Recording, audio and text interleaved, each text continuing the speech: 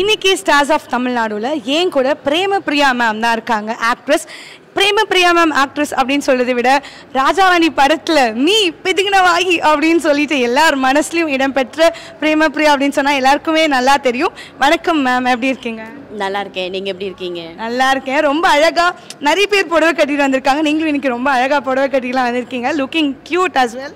Thank you so much. Thank you. சொல்லுங்கள். So எல்லாருக்குமே ரொம்ப பிடிச்ச ஒரு படம் ராஜாராணி. அதில் ஸ்பெசிஃபிக்காக உங்களோட கேரக்டர் பற்றி சொல்லணும்னா அந்த ஒரு டைலாகே எல்லாருமே கேட்டுகிட்டே இருப்பாங்க இல்லையா? ஸோ கண்டிப்பாக நாங்களும் கேட்டாகணும். எங்களுக்கு அந்த டைலாகை ஃபஸ்ட்டு ஒரு தடவை சொன்னீங்கன்னா நல்லாயிருக்கும்னு நினைக்கிறேன். கண்டிப்பாக.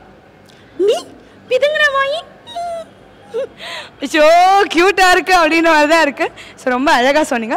இந்த மாதிரியான ஒரு கேரக்டர்ஸ் உங்களுக்கு அடுத்தடுத்த படம்ல வந்திருக்கா ஆப்பர்ச்சுனிட்டிஸ்? ஸோ இந்த மாதிரி வந்தால் நீங்கள் பண்ணுவீங்களா, இல்லை வேறு டிஃப்ரெண்ட்டான ரோல்ஸ் பண்ணணும்னு நினைக்கிறீங்களா? இல்லை, எனக்கு டிஃப்ரெண்ட்டான ரோல்ஸ் பண்ணணும் தான் நான் நினைப்பேன்.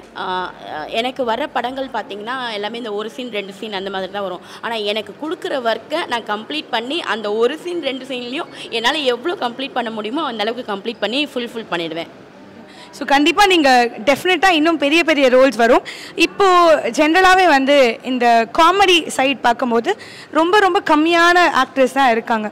ஸோ அந்த வகையில் உங்களுக்கு ஒரு இன்ஸ்பிரேஷனாக இவங்க கோவை சல்லாமாவாக இருக்கட்டும், அந்த மாதிரி மனோரமாவா, உங்களுக்கு இன்ஸ்பிரேஷனாக யாரை சொல்லுவீங்க? எனக்கு அதுதான், இப்போ காமெடி ஆர்டிஸ்ட்டுன்னு பார்த்தீங்கன்னா லேடி ஆர்டிஸ்ட்டில் ரொம்ப கம்மியாக இருக்காங்க. நம்ம இன்னும் அதுக்கான முயற்சிகள் பண்ணிட்டு தான் இருக்கோம். கன்ஃபார்மாக அந்த இடத்த ஃபுல்ஃபில் பண்ணுறதுக்கு நான் வருவேன்னு நினைக்கிறேன். அதுக்கப்புறம் உங்களோட ஆசீர்வாதம், ஆடியன்ஸோட ஆசீர்வாதம், காட் கிஃப்ட்டு எல்லாமே இருக்குது. கண்டிப்பாக வருவீங்க. உங்களுக்கு ஒரு இன்ஸ்பிரேஷனாக இவங்களை பார்த்து நான் வந்தேன் அப்படின்னா யாரை சொல்லுவீங்க? எனக்கு இவங்கள பார்த்து வந்தேன் அப்படின்னு சொன்னால் நான் ஊர்வசி மேடம் சொல்வேன். அப்புறம் ஆச்சி அம்மா சொல்வேன். அதுக்கப்புறம் சொன்னிங்கன்னா காந்திமதி மேடம் சொல்வேன். காந்திமதி அம்மா எனக்கு ரொம்ப பிடிக்கும். அவங்களோட ஆக்டிங் பார்த்திங்கன்னா ரொம்ப யதார்த்தமாக இருக்கும். அப்படிலாம் பண்ணுவாங்க. அந்த மாதிரி ஆக்டிங்லாம் எனக்கு ரொம்ப பிடிக்கும். நான் காந்திமதி அம்மாவை சொல்கிறேன். ஓகே. ஸோ நீங்கள் ஒர்க் பண்ணதுலேயே ரொம்ப கம்ஃபர்டபுளாக உங்களுக்கு ஸ்பேஸ் கொடுத்து நடித்த ஒரு காமெடி ஆக்டர் அப்படின்னா யார்? இல்லை, நான் ஆர்டிஸ்ட்டுன்னு சொன்னிங்கன்னா எல்லாருமே நம்ம சந்தானம் சார் ஆகட்டும், வடிவேல் சார் ஆகட்டும், சூரி சார் ஆகட்டும், எல்லாருமே நாங்கள் ஒரு டீமாக தான். இது காமெடின்றதை பொறுத்த வரைக்கும் பார்த்திங்கன்னா எல்லாருமே டீம் ஒர்க் பண்ணால் தான் அது சக்ஸஸ் ஆகும் இல்லையா? அதனால் எல்லாருமே கோஆப்ரேட் பண்ணுவாங்க. நாங்கள் எல்லாருமே நல்லா பண்ணுவோம். இப்போ இந்த இண்டஸ்ட்ரியில் சின்ன சின்ன ஆர்டிஸ்ட்டும் வளரணும் அப்படின்னு நினச்சி சப்போர்ட் பண்ணுற ஒரு ஆக்டர் ஒரு ஆர்டிஸ்ட் அப்படின்னா யாராவது இருக்காங்களா உங்களுக்கு தெரிஞ்சு? இல்லை, புரியல உங்கள் கொஸ்டின். அதாவது இப்போ இண்டஸ்ட்ரியில் நிறைய சின்ன சின்ன ரோல் பண்ணியும் அவங்க நல்லா வரணும், என்னால் முடிஞ்ச ஒரு ஹெல்ப் நம்ம பண்ணுவோம் அப்படின்னு ஹெல்ப் பண்ணுற ஒரு கோ ஆர்டிஸ்ட் யாராவது இருக்காங்களா உங்களுக்கு தெரிஞ்சவங்க? எனக்கு தெரிஞ்சவங்க எல்லாருமே அவங்கவுங்க தான் ஓடிக்கிட்டு இருக்காங்க.